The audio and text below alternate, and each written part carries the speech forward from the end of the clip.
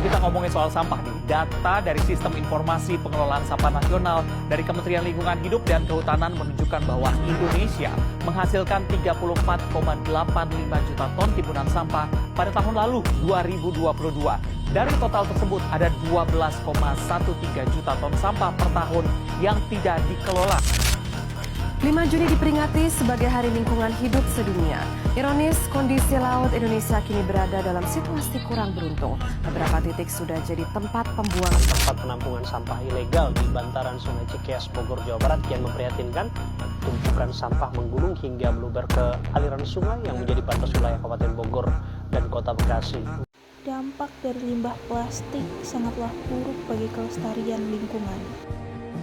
Plastik menjadi ancaman besar bagi lingkungan karena sifatnya sulit terurai. Sampah plastik bisa bertahan ratusan tahun sebelum benar-benar hancur, menyebabkan penumpukan sampah limbah di tanah dan lautan. Di lautan, plastik seringkali dikira makanan oleh hewan seperti ikan, penyu, dan burung, yang akhirnya membahayakan ekosistem laut. Selain itu, mikroplastik yang berasal dari limbah plastik dapat masuk ke dalam rantai makanan manusia melalui air dan makanan laut, sehingga beresiko terhadap kesehatan kita. Dari segi kesehatan, plastik mengandung zat beracun seperti BPA dan ftalat yang dapat mengganggu keseimbangan hormon dan menyebabkan berbagai masalah kesehatan. Partikel mikroplastik juga dapat masuk ke dalam tubuh manusia melalui makanan, minuman, dan udara yang berpotensi menyebabkan gangguan pernapasan dan penyakit lainnya. Selain itu, pembakaran plastik menghasilkan asap beracun seperti dioksin yang berbahaya bagi kesehatan lingkungan dan kesehatan manusia, terutama pada sistem pernafasan. Masalah plastik tidak hanya berdampak pada lingkungan dan kesehatan, tetapi juga memiliki konsekuensi sosial dan ekonomi. Pemerintah dan masyarakat harus mengeluarkan biaya besar untuk membersihkan sampah plastik di lingkungan. Selain itu, tempat wisata seperti pantai dan kawasan alam yang tercemar plastik bisa kehilangan daya tariknya, sehingga merugikan sektor pariwisata dan ekonomi lokal. Beberapa zat berbahaya dalam plastik meliputi 1.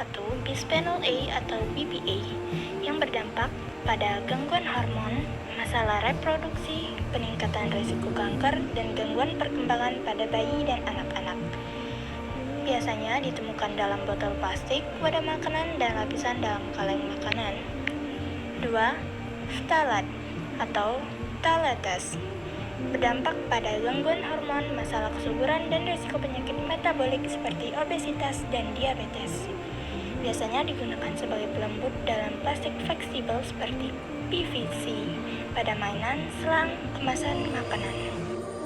Yang ketiga yaitu styren, yang biasa disebut dengan polistirena, beresiko menyebabkan gangguan saraf, gangguan pernapasan, dan kemungkinan bersifat karsinogenik. Yang keempat, dioksin, sangat beracun, dapat menyebabkan kanker, gangguan sistem imun, dan masalah perkembangan janin. Terbentuk saat plastik terutama yang mengandung PVC dibakar. Yang kelima yaitu polychlorinat biphenyls atau PCB. Berdampak pada gangguan hati, sistem kekebalan tubuh, dan gangguan perkembangan pada anak-anak. Sering ditemukan dalam plastik yang terkontaminasi limbah industri dan bisa masuk ke lingkungan. Yang terakhir yaitu formaldehida. Berdampak pada iritasi mata, kulit, dan saluran pernapasan serta berpotensi karsinogenik atau menyebabkan kanker. Digunakan dalam produksi beberapa jenis plastik seperti melamin. Untuk mengurangi dampak buruk plastik, kita dapat mulai dengan mengurangi penggunaan plastik sekali pakai, mendaur ulang sampah plastik, serta beralih ke bahan yang lebih ramah lingkungan. Dengan langkah-langkah ini, kita bisa membantu melindungi lingkungan, menjaga kesehatan, dan mengurangi dampak ekonomi yang ditimbulkan oleh pencemaran plastik. Oleh karena itu, kesadaran dan tindakan nyata dari setiap individu sangat penting untuk mengatasi masalah ini.